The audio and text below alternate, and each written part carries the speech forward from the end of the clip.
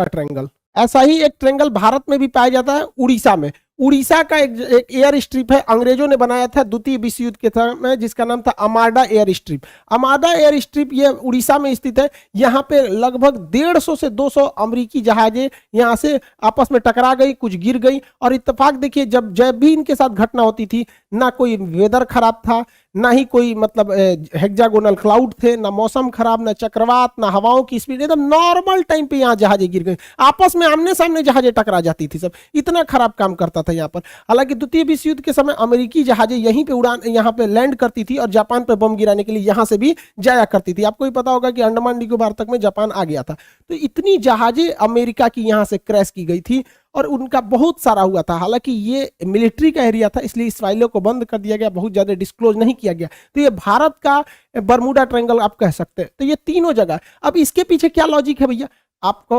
Bermuda का logic बता दिए, जो सेम लॉजिक ड्रैगन ट्रायंगल पे भी है, दोनों सेम है। यहाँ क्या है कि ये एरिया झारखंड से करीब है और झारखंड के जादूगोड़ा के पास यूरेनियम की खदान है। आपको पता है यूरेनियम एक बहुत ही रेडियो एक्टिव चीज होता है। ये इलेक्ट्रॉनिक सिस्टम वगैरह को अचानक अगर हाई रेडिएशन होगा या इत्यादि होगा तो इसका बड़ा इफेक्ट पड़ता है, जिससे कि इलेक्ट्रॉनिक सिस्टम काम नहीं करते थे, नेविगेशन खराब हो जाता था, दोनों जहाजों का नेविगेशन एक ही डायरेक्शन में दिखाने लगता था। इसी की वजह से इसलिए दो जहाजें आपस में आमने सामने यहाँ पर टकरा जाती थी अमाडा एयर स्ट्रिप पर।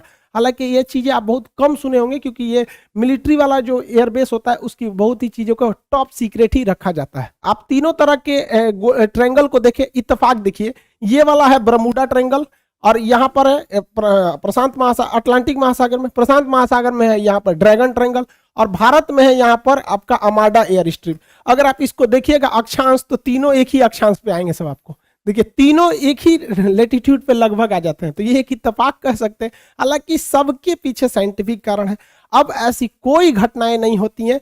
जो भी कहता है कि यहाँ पे कोई सुपर नेचुरल पावर है, ये है सब मन गढ़ंत कहानी है ये सब। हालांकि अटलांटिक महासागर में एक और जगह है सारगैसो, यहाँ सारगैसो सागर है। ये सागर है ही नहीं है एक्चुअली, यहाँ एक शैवाल पाया जाता है, एलिगी, जो समुद्र में तैरते रहता है, बहुत लंबा लंबा पाया जाता है, घास है इस तरह। यहाँ अगर जहाजें, छोटी मोटी जहाजें फंस जाती है ना, तो उसी में फंस के रह जाती है। इसलिए यहाँ पे देखिए इतना बड़ा बड़ा घास पाया जाता है, पूरी समुद्र को ये